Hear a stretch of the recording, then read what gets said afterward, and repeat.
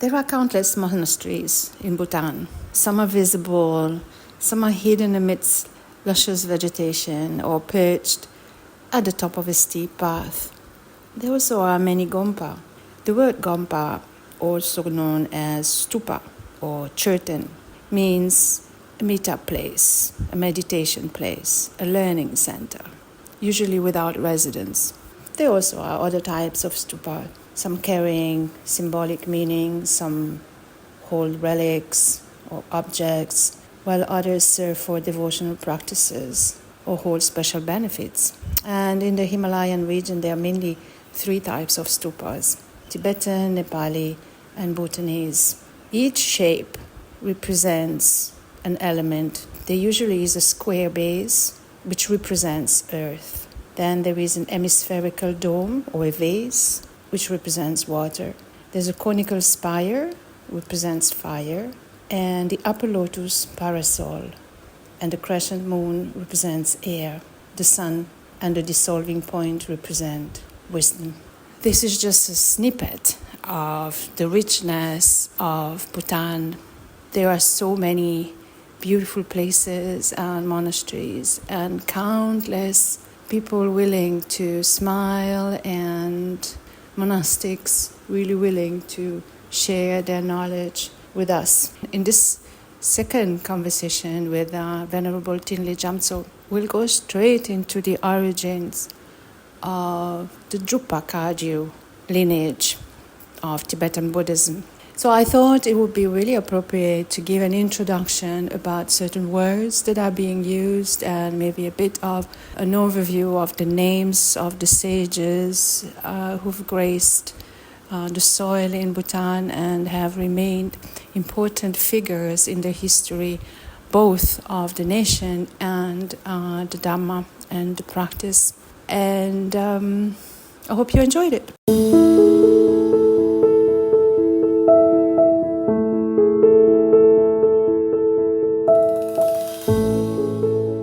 Welcome to Dhamma on the Sidewalk, insights, interviews, and practical tips on the teachings of the Buddha for people of all walks of life, attuning, exploring, integrating the teachings in everyday life. Simple Dhamma for daily life. I'm Asoka, hosting Dhamma Capsule for people like you.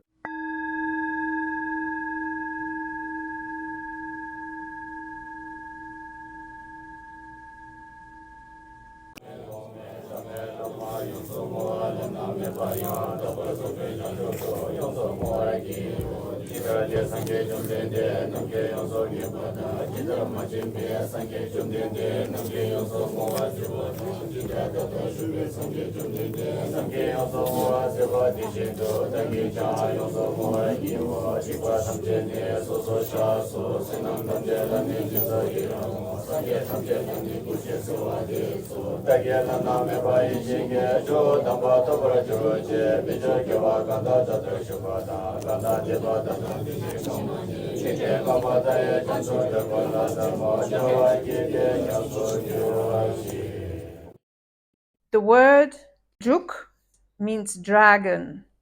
Bhutan is called the land of the thunder dragon. The language is called Dzongkha or Drukyul, the land of Druk. And the Bhutanese leaders are called Druk Gyalpo. Druk is also as an emblem for the Drukpa lineage, which originated in Tibet and then eventually spread to Bhutan. Where does the Drukpa lineage fit into the overarching umbrella of Mahayana and the Tibetan schools of Buddhism in particular? The Drukpa lineage is a lineage in the Tibetan Buddhism that tends to be assimilated to the Nyingma school and the Kagyu school. The four main schools of Tibetan Buddhism are the Nyingma school, the Kagyupa school, the Shakya school, and the Gelug school. Starting with the easiest is the Gelug, is the order where usually there is the figure of the Dalai Lama since its early inception in the 14th century up until today's 14th Dalai Lama. The Nyingma school traces its origin to Guru Padmasambhava, a sage born in today's region of Afghanistan, Pakistan, who arrived in Tibet in the 7th or 8th century and is known to be the one who unified the practices and often imbued with shamanism that were current at that time in Tibet. And through his influence and discussions with the king at that time, he's known to have brought them to some sort of agreement, and is known to have unified what is known to be Tibetan Buddhism in Tibet. So that's around the 7th, 8th century. And the Nyingma school emphasizes the practice of Dzogchen, which is a meditation practice. Then there is a Kagyu school, who traces its origin to Tilopa, an Indian tantric practitioner, and his student Naropa. In the Kagyupa school, we also find Marpa, Niropa, and Milarepa at the 11th century. The Shakya is known to trace back to Indian yogi called Virupa, and today's leader in this tradition is Shakya Trinzin. And then the Gelup school, whose founder is J. Tsongkhapa in the 14th, 15th century. He was his spiritual head is the Ganden Tripa, and is known to be the actual origin of the Dalai Lama figure. And today's Dalai Lama is regarded as the embodiment of Avalokiteshvara, the Buddha of compassion, also known in Tibetan language as Chenresik. It is often said that there are no differences in those schools.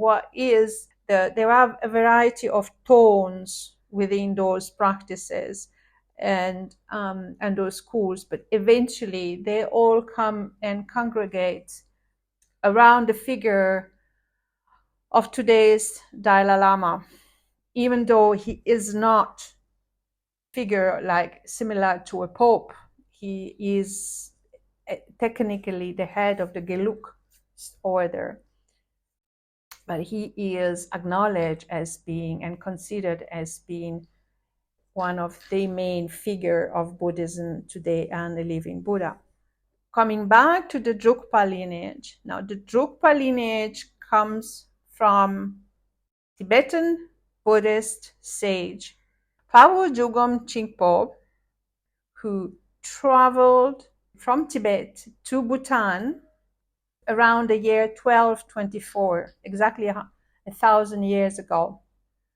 And he's known to be the founder of the Drukpa school in Bhutan, where he's also known to be an emanation of Avalokiteshvara, Buddha of compassion. The other important figure in the Drukpa lineage of Bhutan is Ngawan Namgyal, also known as the Bearded Lama, who arrived in Bhutan from Tibet in 1616. He is a very important figure in the history of Bhutan in the sense that he was considered to be the unifier of Bhutan as a nation state. And he was also granted the honorific title as Zabdrung Rinpoche, which approximately translates as whose feet one submits. He also created a distinct Bhutanese cultural identity separate from the Tibetan culture from which it was derived. It is said that in the year 1627, first European visitors to Bhutan, some Portuguese Jesuits, met with Jabdrung and found him to be a compassionate and intelligent host with high energy and fond of art and writing.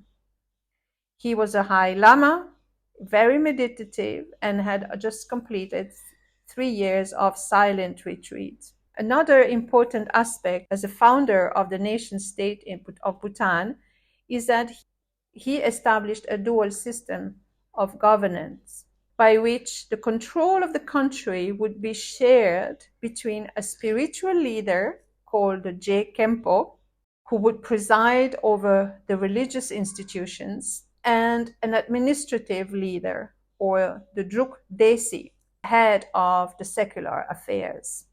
And this policy still exists today, although it might have been modified a bit into its form.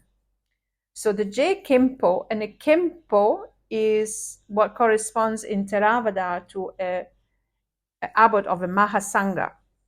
So basically the head of all the religious institutions in the country. Other few names are mentioned in the conversation. One of them is Lama Mathieu Ricard, so Gelong Lama Mathieu, as he is known at Sheshen Monastery in Nepal. Lama Mathieu is well known in Europe and worldwide for being the son of Jean-François Revel, a French philosopher. He grew up in a household where there were often philosophers and intellectuals and artists, his mother being an artist, a painter. He's also a microbiologist as per background and worked at the Institut Pasteur in France.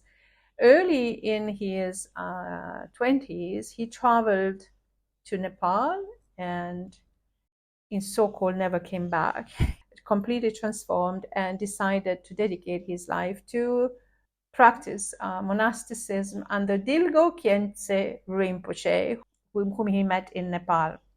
Dilgo Khyentse Rinpoche is known to be a popular teacher who was a Vajrayana master, passed away in 1991. He was a scholar, he was a teacher, he was a poet, and he was the head of the Nyingma school of Tibetan Buddhism from 1988 to 1991. He taught many teachers, including the Dalai Lama. He was born in Kham in eastern Tibet in 1910. He descended directly from the 9th century king Trison Detsen, a very important figure in the history of Tibet in the 9th century.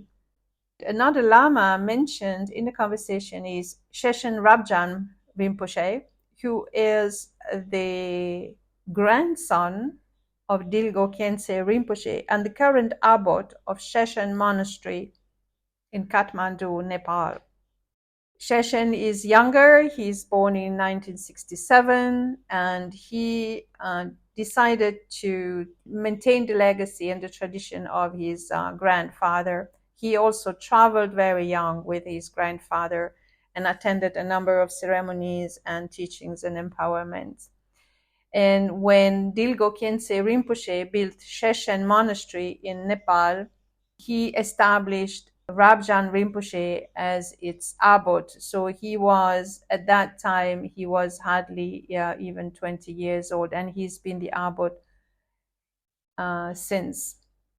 Then it is also important to mention that in Bhutan, in the monasteries, in most of the monasteries, depending on the lineage, depending on the region as well of Bhutan, whether it's Western, Central, or Eastern, there are different figures that are represented. There are different images. Mainly there are either Shakyamuni Buddha, Guru Rinpoche, also known as Guru Padmasambhava, Avalokiteshvara, the bearded Lama, so the founder of Bhutan, Nagwal Namgyal.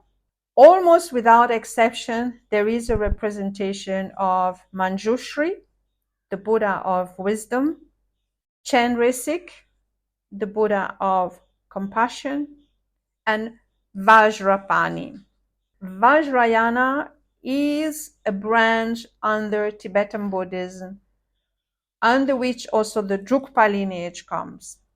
And Vajrayana is also known as Tantrayana, is also known as esoteric Buddhism. And Vajrapani is represented with having a bit the face of a lion, and it holds in its hand a Vajra, a symbolic weapon associated with diamond and thunderbolt, because it is their power of blending wisdom and compassion. And this brings us to one of the earliest appearance of a bodhisattva. Vajrapani means Vajra in his hand. And Vajrapani is one of the earliest three protective deities or bodhisattvas surrounding the Buddha. And that's why they are regularly represented in the monasteries in Bhutan. And each of them symbolizes one of the Buddha's virtues. Manjushri is manifest as the Buddha's wisdom. Avalokiteshvara manifests the Buddha of compassion. And Vajrapani protects Buddha and manifests all the Buddha's power as of wisdom and compassion. It also appears as a deity in the Pali Canon, and he's be one of the earliest Dharmapala. Dharmapala meaning a pillar, protector of the Dharma. Other representations in monasteries in Bhutan tend to have the either Tara or Avalokiteshvara in other forms. So with 11 heads and 1,000 arms as represented in the monastery. So there's all this iconography and beautiful representation of bodhisattvas and Buddhas, plus tankas, paintings, dharma wheels, and a number of other figures. So it's Vajrayana is very rich in painting as well as music. Mahayana Buddhism, Tibetan Buddhism in particular, has a number of practices and chants that are a part of the practices, including dances as well. And in Bhutan, there are a number of festivals celebrating a number of traditional Buddhist important dates, and some of them are in March, some of them are in October, and they all involve masks and colorful dresses and symbolic figures, and it is quite of a beautiful stage to witness that.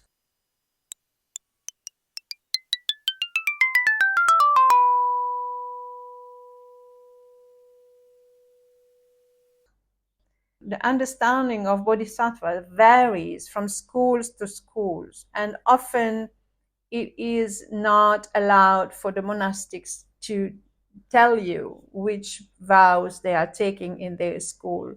The bodhisattva vows usually range from taking refuge in Buddha Dhamma Sangha to not killing, to helping other beings with their suffering, and to stay around in the realm of samsara to help others. But there are differences and variations along each of the lineages and the schools within the Mahayana tradition. So it's very difficult to actually know which one are actually practiced in Bhutan, because they change.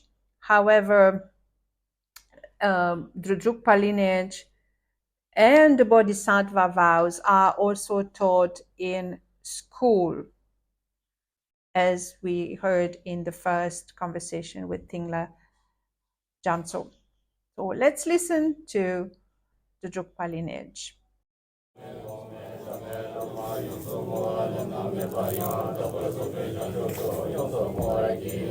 We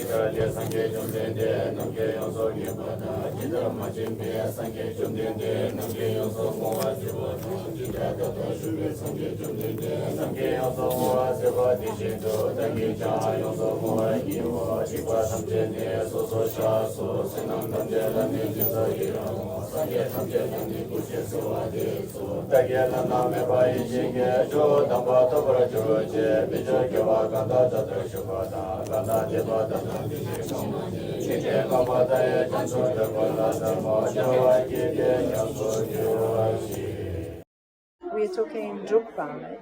Yeah, Drukpa. So Drukpa, Nyingma and Kagyu together. What Drukpa? What is Drukpa Kagyu. Drukpa Kagyu. Yeah. With influence of Nyingma in it. What is the essence of Drukpa Kagyu and Kagyu? It's just the lineage? Because of lineage, there is no much difference in the practice and all. The essence of every lineage is also same. Only you learn from this teacher and I learn from that teacher. But the learning is same, teacher is different, right? So it's same like the Mila Repa and Marpa Mila like this, and Gompoba have 4 students and this become 4 lineage. It is not different from. You can't say it's different.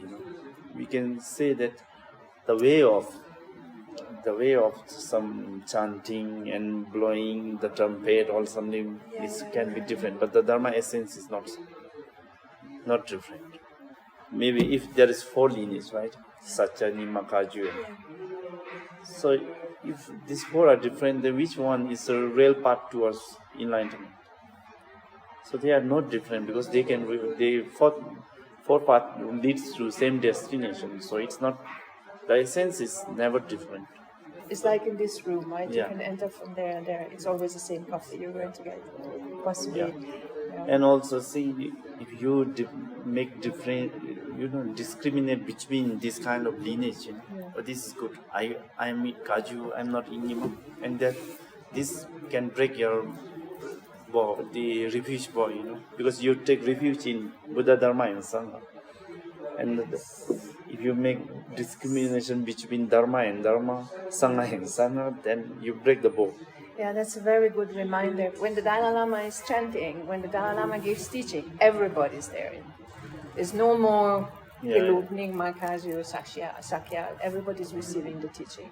And that's what the strength of the Dhamma is that there is no, eventually your entry point is different, but it's the same. Yeah, we all reach to Nagarjuna. Yeah. Or you all reach to hear about this teacher. Or you Gelong Maturika from Sheshan Monastery. His teacher was Dilgo Khyentse Rinpoche, teacher under, and then the one who's running monastery, Seshan Monastery. Thinley Jamtsho Monastery. Exactly, Right. exactly. So I met him when I was at Seshan, and we were talking a bit in the same line, like with you. Then he said, eventually, it's all about bodhisattva practice, and it's all for liberation, and it's all for helping sentient beings, and it's all for being immersed in the Dhamma. For me, it seems okay. You say Nyingma, you follow one lineage is also very good, but you respect every lineage. You have respect for all lineages, because you can practice everything. You follow one path. This will also lead to the same destination. You want to receive teaching from every master, it's okay, but you have to put some teaching into practice, right? And maybe it's also contextual in the sense how Buddhism moved, how it moved in the region. In Bhutan? Or? Yeah, I mean, how Buddhism traveled and the lineages so it gets contextual, imbued with the Bhutanese way of doing things, which might be a little different from how the Sikh the way of doing things. The way of doing things, that's what I mean with the context. Actually, the main teaching, it comes from Buddha Shakyamuni, right? Yeah. But after the Nagarjuna and everybody, the masters from India, many Tibetan masters received the teaching from the Indian masters, and also some masters from Pakistan or Kashmir or something. There are many masters. Yeah, that's true. From Tibet, So you can say that the Phaju Dugam Jipo is one of the highest Lama. He came to Bhutan. In Tibet he followed Drukpa lineage. So here he spread the teaching of Drukpa lineage. And also after him, Shabdungawanamge, you will in many temple over here you see the long. Yep. So he came to Bhutan in 1616. So he also followed the Drukpa lineage. So that's why the country became Drukpa lineage because of that. In the 7th or 8th century, Guru Rinpoche also came. So he also teach the Dharma, but he will not say he is Nima or Drukpa or Kagyu like this, right? Because the lineage and the different kind of the name of the religion, Drukpa or lineage and Gilu all became later after. During Guru Rinpoche came here, there was Dharma, but there is no this lineage or that. But the main Dharma is spread in Bhutan because of these two Lama who come from Tibet and they follow the tradition that Drukpa lineage follow. But when you go up, the route is Buddha Shakyamuni and Guru Rinpoche. And when you go down to the destination, then it is enlightenment. But in middle, many paths. This is also very good, because we have many different kind of people and many different kind of capacity, right? Yes. And we don't know what kind of karma connection we have with the different kind of masters. So some people are very interested in Drukpa lineage practice, and they do practice that, and they also become Buddha. Some they have very strong devotion and faith in Nima lineage. They practice that and become Buddha.